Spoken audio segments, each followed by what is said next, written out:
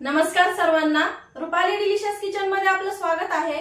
आज आपण पितृपक्षानिमित्त तांदळाची गोड खीर बघणार आहोत आणि कोणी पाहुणे आले पटकन आपल्याला ही खीर बनवता येते। खीर पुरीचा बेत होऊ शकतो। अशा प्रकारची एकदम मस्त अशी सोप्या पद्धतीमध्ये तीन साहित्य वापरून आपण इथं खीर तयार करणार आहे। आणि रेसिपी आवडली तर व्हिडिओच्या शेवट लाईक करायला विसरू नका आणि चॅनलला सबस्क्राइब केलं नसेल तर चॅनलला सबस्क्राइब करा। तर मग चला आता साहित्य बघूया आणि रेसिपीला सुरुवात करूया। तर आपण इथं साहित्य घेतलंय 2 चमचे भिजवलेले तांदूळ, अर्धी वाटी साखर घेतली आहे आणि अर्धा लिटर आपल्याला इथं दूध घ्यायचंय।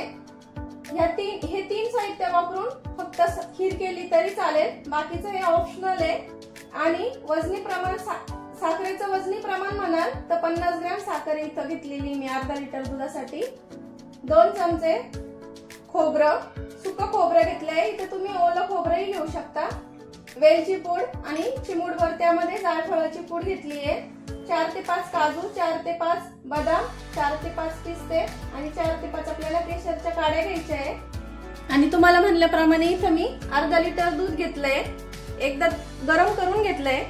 आता आपण हे गरम करायला ठेवूया। दूध गरम होतंय तोपर्यंत आपण तांदूळ मिक्सर मध्ये फिरून घ्यायचे आहेत। आणि तांदळामधलं मी पाणी काढून घेतलंय, थोडंसं ठेवलंय 1 चमचा भरून फक्त। आता याची आपल्याला रवाळ अशी पेस्ट तयार करायची आहे मिक्सरला फिरून। तर हे बघा, अशी हाताला बरोबर अशी रवाळ लागते। या पद्धतीमध्ये आपण इथं बारीक करून घेतले तांदूळ। आता दुधाला उकळी यायची वाट बघूया। इथं दुधाला आता उकळी आली आहे। दुधाला उकळी आली, 7 ते 8 केशरच्या काड्या टाकून घ्यायच्या आपल्याला इथं आणि बारीक केलेले तांदूळ टाकून घेणार आहे आपण इथं। आता आपण जो तांदूळ मिक्सरला वाटून घेतलाय रवाळ असा, तो आपल्याला आता शिजून घ्यायचा आहे। 8 ते 10 मिनिट लागतात आपल्याला तांदूळ शिजण्यासाठी। मस्त अशी दाटसर आपण इथं खीर तयार करणार आहे आणि अधून मधून हलवत राहायचंय आपल्याला। हे तांदूळ टाकल्याच्या नंतर लगेच आपल्याला इथं खोबरं पण टाकायचंय। सुकं खोबरं आहे त्यामुळे मी लवकर टाकते, म्हणजे ते असं ओलं असल्यासारखं लागतं नंतर लास्टला। तुम्ही इथं सुक्याच्या ऐवजी आधी सांगितल्याप्रमाणे तुम्ही इथं ओलं खोबऱ्याचा पण वापर करू शकता। गॅस मध्यम करायचा आणि मध्यम गॅसवर आपल्याला आता हे शिजून घ्यायची छान खीर। तर एवढी दाटसर आपली खीर तयार झाली। इथं साखर टाकून घेऊया, ड्रायफ्रूट टाकायचे आहेत, चिमूटभर वेलची पूड आणि आपल्याला हे जायफळ पूड टाकायची आहे। जायफळ पूड एकदम अशी चिमूटभरच टाकायची आपल्याला इथं। आणि आता हे पुन्हा 5 मिनिट आपल्याला शिजून घ्यायची खीर। साखर टाकली का थोडीशी पातळ दिसते, पण 5 मिनिट शिजली ना आणखीन दाटसर होते आणि जसजशी थंड होणार खीर तसतशी दाटसरपणा येणार खीरेला। आता 5 मिनिट मी अजून खीर उकळून घेते, शिजून घेते। तर आपली खीर इथं खाण्यासाठी तयार आहे। बघू शकता मस्त अशी दाटसर तयार झाली आहे। मस्त असा खीरपुरीचा तुम्ही कोणी पाहुणे आले तर त्यांच्यासाठी खीरपुरीचा बेत करू शकता या पद्धतीमध्ये केली तर। किंवा या पितृपक्षामध्ये तुम्ही अशी खीर करून बघा। गॅस बंद केलाय मी आता।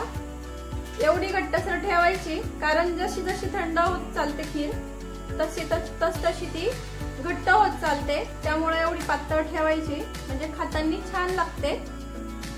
आता सर्व करून घेऊया। गरमागरम खीर, त्यासोबत पुरी चपाती एकच नंबर बेत होतो। तर तुम्ही माझ्या पद्धतीची खीर करून बघा आणि मला कमेंट मध्ये सांगा माझ्या खीरीची रेसिपी तुम्हाला कशी वाटली। आणि आमच्याकडं अशी गरमागरम खीर आणि त्यावरती मस्त अशा साजूक तूप,